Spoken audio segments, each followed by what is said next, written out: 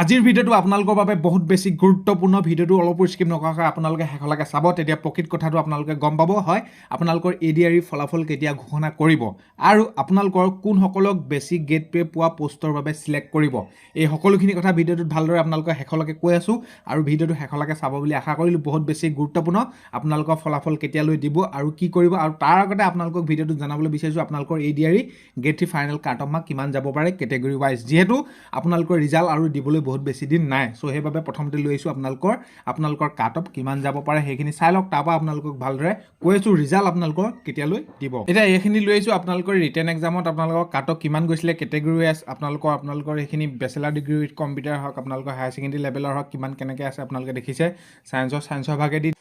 এতিয়া আপোনালোকলৈ লৈ আহিছোঁ আপোনালোকৰ ফাইনেল কাট অফ কিমান যাব পাৰে আপোনালোকৰ কেটেগৰী ৱাইজ, বা আপোনালোকৰ যিসমূহ পোষ্ট আছিলে বেচেলাৰ ডিগ্ৰী উইথ কম্পিউটাৰ হওক, আপোনালোকৰ হায়াৰ ছেকেণ্ডেৰী লেভেলৰ হওক, তো সেইখিনি লৈ আহিছোঁ আপোনালোকে ভালদৰে মন কৰিব। আপোনালোকৰ জেনেৰেলৰ পুৰুষৰ ক্ষেত্ৰত হওক হায়াৰ ছেকেণ্ডেৰী লেভেলৰ 142 মান যাব পাৰে, ছায়েন্সৰ ভাগে ভাগকৈ দি দিয়াৰ বাবে আপোনালোকে লৈ আহিছোঁ 133 মান যাব পাৰে, আৰু বেচেলাৰ ডিগ্ৰী সেইখিনি ক্ষেত্ৰত 162, আৰু কম্পিউটাৰ থকাখিনি ক্ষেত্ৰত আপোনালোকৰ 141 মান যাবগৈ পাৰে কাট অফ। তাৰপৰা জেনেৰেলৰ মহিলাৰ ক্ষেত্ৰত 130 মান হায়াৰ ছেকেণ্ডেৰী লেভেলৰ সেইখিনি, তাৰপৰা ছায়েন্সৰ ক্ষেত্ৰত 124 তেনেদৰে যিদৰে তাত মাৰিছিলে আপোনালোকৰ ৰিটেন এক্সামৰ কাট অফ। তাৰপৰা বেচেলাৰ ডিগ্ৰীৰ ক্ষেত্ৰত 150.25, তাৰপৰা আৰু বেচেলাৰ ডিগ্ৰী কম্পিউটাৰ আপোনালোকৰ সেইখিনি 129.25 ঠিক তেনেদৰে যাব পাৰে। তাৰপৰা SC পুৰুষৰ ক্ষেত্ৰত 130 যাব পাৰে আপোনালোকৰ হায়াৰ ছেকেণ্ডেৰী লেভেলৰ, ছায়েন্সৰখিনি 120 মান যাব পাৰে, তাৰপৰা বেচেলাৰ ডিগ্ৰী এইখিনি 155.50 মান, তাৰপৰা আকৌ বেচেলাৰ ডিগ্ৰী উইথ কম্পিউটাৰখিনি 123 মান যোৱাৰ সম্ভাৱনা আছে। তো তাৰপৰা SC মহিলাৰ ক্ষেত্ৰত 120 হায়াৰ ছেকেণ্ডেৰী লেভেলৰ সেইখিনি, তাৰপৰা ছায়েন্সৰখিনি ক্ষেত্ৰত আপোনালোকৰ 108 মান যাব পাৰে, তাৰপৰা বেচেলাৰ ডিগ্ৰী সেইখিনি ক্ষেত্ৰত 140, তাৰপৰা আকৌ কম্পিউটাৰ থকাখিনি যিখিনি বেচেলাৰ ডিগ্ৰী উইথ কম্পিউটাৰ আছে আপোনালোকৰ 112 মান যাব পাৰে।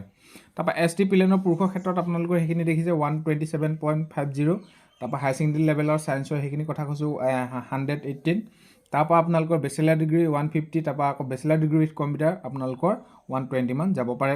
ঠিক তেনেদৰে ST প্লেনৰ মহিলাৰ ক্ষেত্ৰত হায়াৰ ছেকেণ্ডেৰী লেভেলৰ 117 মান যাব পাৰে, তাৰপৰা ছায়েন্সৰখিনি ক্ষেত্ৰত 110 মান হ'ব পাৰে আপোনালোকৰ ফাইনেল কাট অফ। তাৰপৰা বেচেলাৰ ডিগ্ৰীখনত 135, তাৰপৰা আকৌ বেচেলাৰ ডিগ্ৰী উইথ কম্পিউটাৰ থকা ক্ষেত্ৰত 110 মান হ'বগৈ পাৰে আপোনালোকৰ ফাইনেল কাট অফ। তাৰপৰা ST হিলছৰ পুৰুষৰ ক্ষেত্ৰত আপোনালোকৰ হায়াৰ ছেকেণ্ডেৰী যিসমূহ লেভেলৰ আছে তাৰপৰা 106 হ'ব পাৰে, তাৰপৰা ছায়েন্সৰখিনি 95 মান হ'ব পাৰে, তাৰপৰা বেচেলাৰ ডিগ্ৰীখিনিৰ ক্ষেত্ৰত 145, আকৌ আপোনালোকৰ বেচেলাৰ ডিগ্ৰী উইথ কম্পিউটাৰ থকাখিনিৰ ক্ষেত্ৰত 102 মান হ'ব পাৰে। তাৰপৰা ST হিলছৰ মহিলাৰ ক্ষেত্ৰত আপোনালোকৰ 97 আপোনালোকৰ হায়াৰ ছেকেণ্ডেৰী লেভেলৰ ক্ষেত্ৰত, তাৰপৰা ছায়েন্সৰ ক্ষেত্ৰত 90, তাৰপৰা বেচেলাৰ ডিগ্ৰীখিনিৰ ক্ষেত্ৰত 127, তাৰপৰা আকৌ বেচেলাৰ ডিগ্ৰী উইথ কম্পিউটাৰখিনিৰ ক্ষেত্ৰত 92 মান হ'ব পাৰে। তাৰপৰা OBC বা MOBC পুৰুষৰ ক্ষেত্ৰত হায়াৰ ছেকেণ্ডেৰী লেভেলৰ সেইখিনি আপোনালোকে চাব পাৰে 133 মান হ'ব পাৰে, তাৰপৰা ছায়েন্সৰখিনিৰ ক্ষেত্ৰত 127, তাৰপৰা আপোনালোকৰ বেচেলাৰ ডিগ্ৰীৰ ক্ষেত্ৰত 158.25, তাৰপৰা আকৌ আপোনালোকৰ বেচেলাৰ ডিগ্ৰী উইথ কম্পিউটাৰখিনিৰ ক্ষেত্ৰত 130 মান হ'ব পাৰে। তাৰপৰা OBC বা MOBC মহিলাৰ ক্ষেত্ৰত হ'ব পাৰে হায়াৰ ছেকেণ্ডেৰী লেভেলৰ 128, তাৰপৰা আকৌ ছায়েন্সৰখিনিৰ ক্ষেত্ৰত 116 মান হ'ব পাৰে, তাৰপৰা বেচেলাৰ ডিগ্ৰীখিনিৰ ক্ষেত্ৰত 143, তাৰপৰা আকৌ আপোনালোকৰ বেচেলাৰ ডিগ্ৰী উইথ কম্পিউটাৰখিনি 120 মান ফাইনেল কাট অফ যাব পাৰে। তাৰপৰা EWSৰ ক্ষেত্ৰত আপোনালোকৰ পুৰুষৰ ক্ষেত্ৰত 131 মান হ'ব পাৰে, তাৰপৰা আকৌ আপোনালোকৰ হায়াৰ ছেকেণ্ডেৰী লেভেলৰ ছায়েন্সৰখিনিৰ ক্ষেত্ৰত 128.50 মান হ'বগৈ পাৰে। তাৰপৰা বেচেলাৰ ডিগ্ৰীখিনিৰ ক্ষেত্ৰত 158 হ'ব পাৰে, আকৌ বেচেলাৰ ডিগ্ৰী উইথ কম্পিউটাৰখিনিৰ ক্ষেত্ৰত 126 হ'বগৈ পাৰে। ঠিক তেনেদৰে EWSৰ মহিলাৰ ক্ষেত্ৰত EWSৰ তাৰপৰা 126 মান হ'ব পাৰে এয়া হায়াৰ ছেকেণ্ডেৰী লেভেলৰ, তাৰপৰা হায়াৰ ছেকেণ্ডেৰী লেভেলৰ ছায়েন্সৰখিনিৰ ক্ষেত্ৰত 118 মান হ'ব পাৰে, তাৰপৰা বেচেলাৰ ডিগ্ৰীখিনিৰ ক্ষেত্ৰত আপোনালোকৰ 141 বা আৰু বেচেলাৰ ডিগ্ৰী উইথ কম্পিউটাৰ থকাখিনিৰ ক্ষেত্ৰত 118 মান হ'বগৈ পাৰে।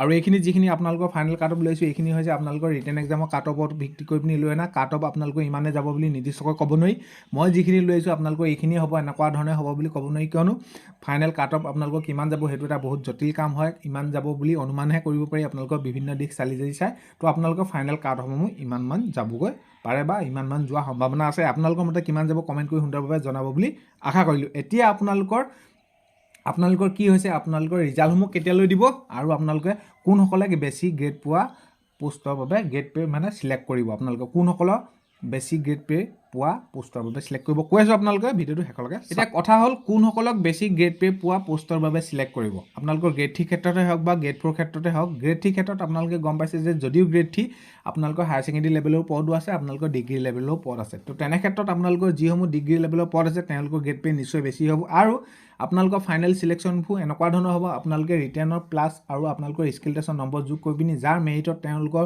ওপৰ ফালৰ পৰা চাব, যাৰ মেৰিটত আহিব তেওঁলোকৰ ভাগে ভাগে আপোনালোকৰ মতে আপোনালোকৰ সেইখিনি ভাল পদৰ বাবে আপোনালোকে নিযুক্তি হ'ব।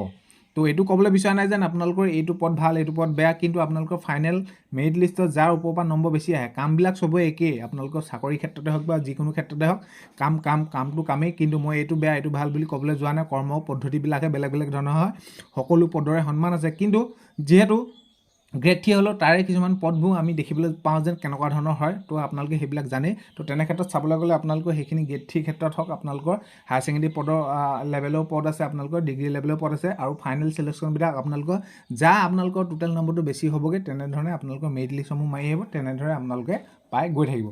ঠিক তেনেদৰে আপোনালোকৰ গ্ৰেড 4 ক্ষেত্ৰতো একেই। গ্ৰেড 4 যদিও আপোনালোকৰ 80+ পদো আছে, 10+ পদো আছে, তো তেনে ক্ষেত্ৰত যাৰে আপোনালোকৰ মেৰিটটো বেছি হ'বগৈ, আপোনালোকৰ ৰিটাৰ্ণ প্লাছ আপোনালোকৰ ভাইভা নম্বৰ কৰি পিনি তেনেদৰে আপোনালোকক সেইসমূহ দি আহিব আপোনালোকৰ চিলেকশ্যন প্ৰচেছ। এতিয়া কথা হ'ল ADRE ফাইনেল ৰিজাল্ট দিব কেতিয়া?